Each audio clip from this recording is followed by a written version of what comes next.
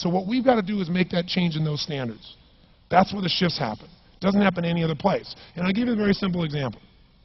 If you want to know the difference in people's lives, it all comes down to what are the things that are musts for you versus shoulds.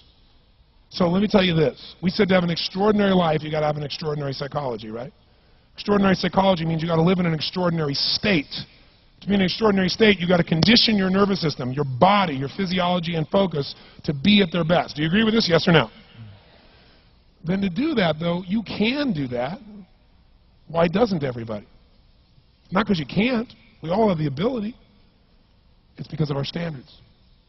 I remember a time early in my career, I was about 24, and I went to do a seminar in Boston. And in those days, a big seminar for me was like 125 people. And it was a 3-day seminar, and we worked around the clock, and people made such extraordinary changes in their life. And at the end of it, I was feeling so fulfilled. I was thinking, my God, I'm 24, maybe 25 at the time, and I am so happy because I have found my mission in life.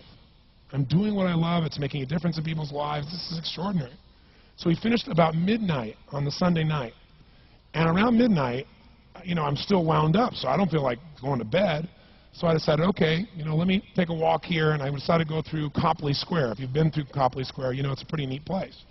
Because in Copley Square, you can look up and you can see buildings that were here before we were known as the United States, and beside them you see skyscrapers that are new. It's a pretty cool place. So I'm walking around midnight on Sunday night. There's nobody in Copley Square midnight on Sunday night. And I'm walking along, and I see this guy in the distance, and he's kind of stumbling back and forth between the gutter and the sidewalk. He's got a long trench coat on, his head's down like this, he's holding a brown bag, and I can start to smell him even before I get there, and I'm thinking, you know, this guy's obviously drunk. And as I started to get closer, I thought, I bet he's going to beg me for some money.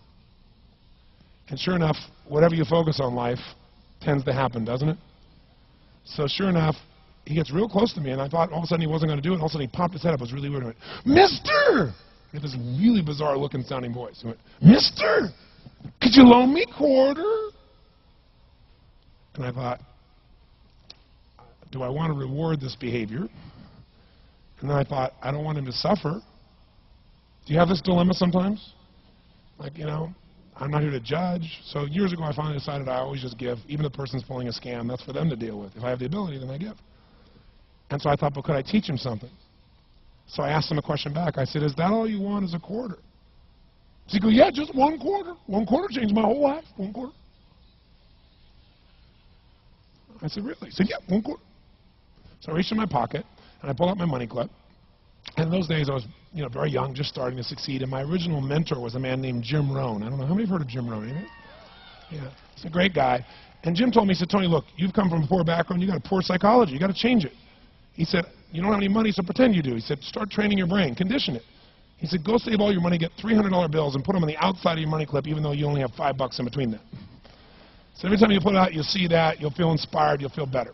He said, and you'll feel better, you'll do better. So I was like, okay. So I did. So I pulled my money clip, and sure enough, I got $300 bills in. I made sure he saw the bills. So I'm tearing through that, right? Looking in between there, see if I can find some change. But I made sure he saw it. Sure enough, he's looking at the $100 bills, checking it out. I find the quarter, I pull it out, take the money, put it in my pocket. I notice he's watching my hand going into the pocket. I took the quarter, and I looked at him, and I said, sir, life will pay any price you ask of it. And I gave him the quarter. And then something really interesting happened. He took the quarter. He looked at the quarter. He looked at me. He looked at my pocket. He looked back at the quarter, looked at me, looked at my pocket, looked at me again, looked at the quarter, looked at my pocket, looked back at me and said, you're weird. And then he shuffled on off like this, right? And I thought to myself, wow, what's the difference between him and me? I mean, I was 24, 25 at the time, doing what I love most, have my mission in life, and he's in his early 60s, drunk on the street begging for quarters. What's the difference? And I thought, well, maybe God's blessed me because I'm such a good person. I thought, oh, and he's such a bad person, that's such bull. And I thought, wow, maybe the answer to that question is what I just told him. Life will pay whatever price you ask of it. But you know what's interesting? You got to ask intelligently. In the Bible it says, ask and you shall what? Yeah, pretty good formula. You ought to look into it. But you know what? It says, ask and you shall receive, but I'm sure it meant ask intelligently. I'm sure that's what God meant. I'm sure he didn't mean bitch and you will receive. Whine and you will receive. I don't think that was the instruction. Now, if you were going to ask intelligently, there might be 5 elements of that. Number one, you'd have to ask specifically, wouldn't you? You wouldn't ask in a general way. People do it all the time. They go, I want more money. Fine, here's $1, get out of here. Very often, you're getting what you're asking for. You're just not aware of how general you're asking. Clarity is power. The more clear you are about exactly what it is you want, the more your brain knows how to get there. Your brain is a servo mechanism. It's like a bomb. Those bombs, those missiles, they have a servo mechanism. So if the target moves, it knows what the target is, it follows it. Your brain, when you condition it, knows exactly what to go for, and it'll find a way to get there. Did you ever buy a certain outfit or a certain car and suddenly see that car outfit everywhere? How many of you ever had that experience? Say, aye. How come that car outfit's everywhere? It always was everywhere, but now you notice it. And the reason is because there's a part of your brain called the reticular activating system, the RAS. That part of your brain determines what you notice and what you don't notice. Your brain spends most of its time trying to make sure you don't notice because you'll go crazy if you notice everything. But when you decide what's most important to you, your brain goes after it. Everyone I know who's successful builds what I call an RPM plan. An RPM is built on the metaphor that the way to get from where you are to where do you want to go to the fastest is you got to build power, like in a car, RPMs.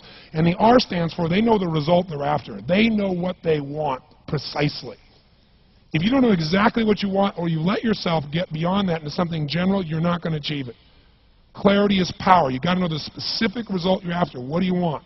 If you can't answer that question right now in your personal life, in your body, in your relationships, in your finances, in your spirituality, then you're not going to be as fulfilled as you want to be. Today we're going to have you answer one of those questions at least.